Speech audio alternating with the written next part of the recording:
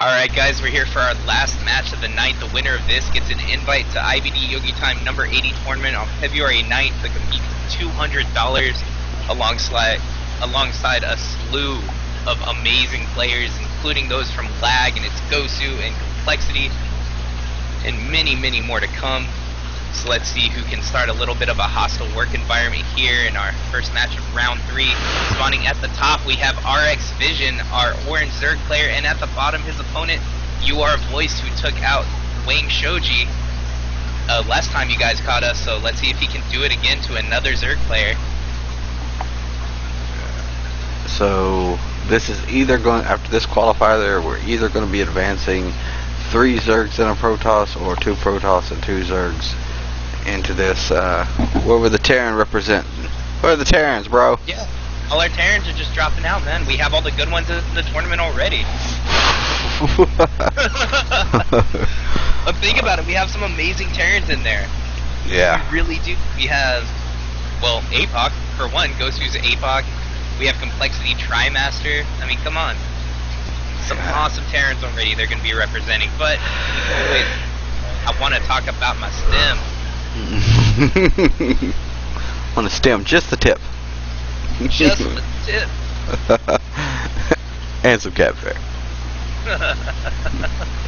And I'm also eating catfish.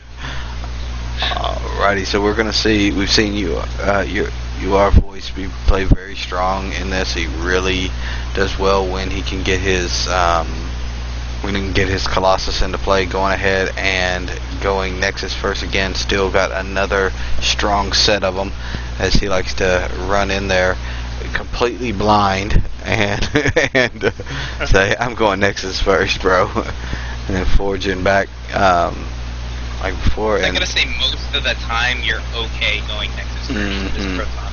I'd say at least a good 70% of the time, just because the matchup is turned into kind of a 3-base Zerg thing. You can pretty much assume that they're gonna go with something like that. Yeah. And unless they do like an incredibly early like 10 pool or something, you're gonna have your wall established by the time the pressure can be applied. Most of the time anyway. But we'll see what's gonna happen in this game. We have the expansion about to finish up here for the Fission. Spawning pool just about done as well. Just still droning up, not really saving minerals or anything like that. We'll see. It looks like he's about to take his 3rd hatchery. Yeah, there it goes. So yeah, again, going with that 3-base build. Just a staple of ZVP right now. Yeah, it really has it, you know. Like I was joking the other night, as HOTS continues to slowly have a few features that it does for you, like your workers auto-collecting, giving you counts. How much longer before you just start on 2 bases? I mean, I mean, think about it. Go back, what, 4 or 5 seasons? You know, expansions were a little bit of a later thing. You know, it wasn't these expansion openings. Maybe it was a little bit more farther back. Maybe, but you know, you attacked and then expanded. Not, you know, you didn't establish 3 bases and then start working on an army at some point in the future. That just wasn't the way the game played. And now that everyone has kind of, I guess, internally agreed to let's open a little bit more greedy and take this a little bit longer. You know. Well, it's kind of like a metagame thing. At the beginning, everyone's trying to end the game early because they don't quite understand the game. You might know how to play, you might understand the mechanics, but the actual physics of the game aren't fully figured out. And even now in Wings of Liberty, we're not completely figured out. It won't be till 5-6 years down the line when everything does finally get completely solidified and you know which builds you can do, which you can't. And it just kind of evolves over time. You start with those 1-base builds and eventually you figure out how to expand safely. And it just evolves from there.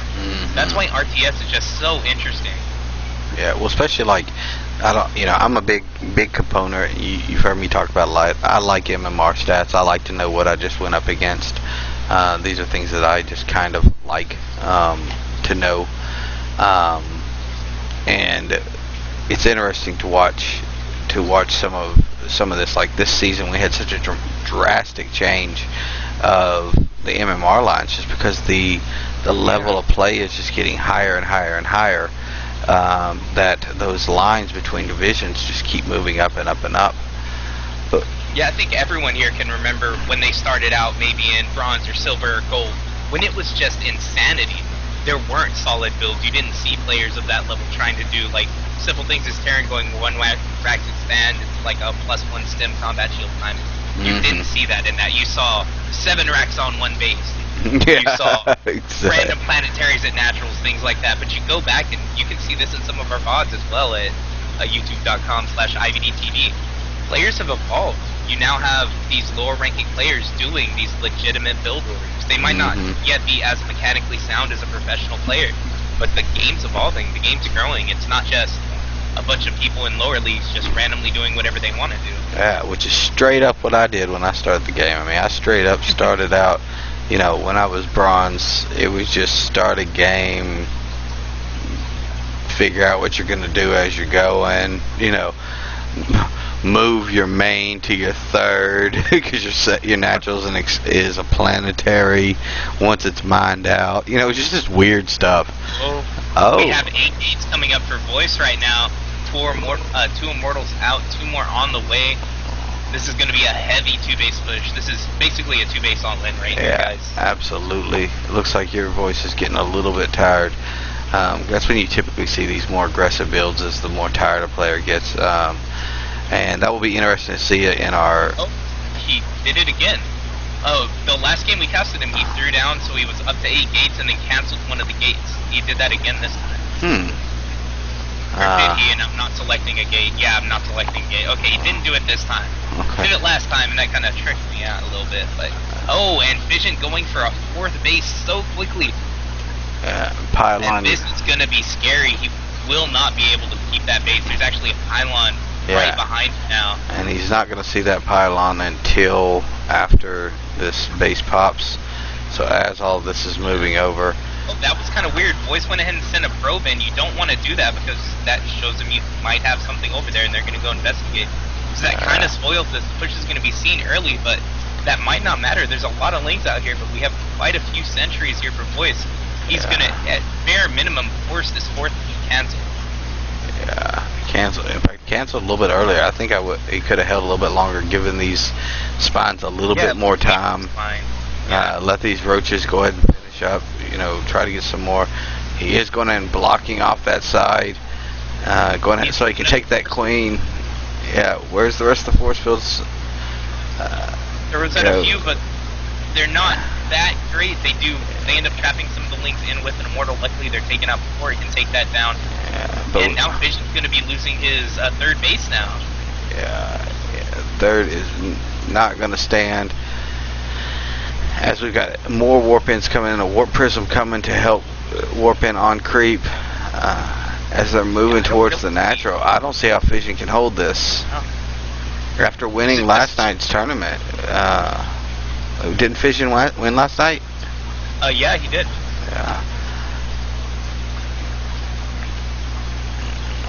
All this pushing in some great force fields. Nice split there. Not even needed at this point. Yeah, there's just so much pushing in. It was such an all-in building, and the thing about these all-in builds is that, you know, they either work or they don't, and in this case it certainly worked, and there goes the GG for Fission. So we are going to move on to Fission's map pick of Game 2 as we try to figure out who is going to take the last seat in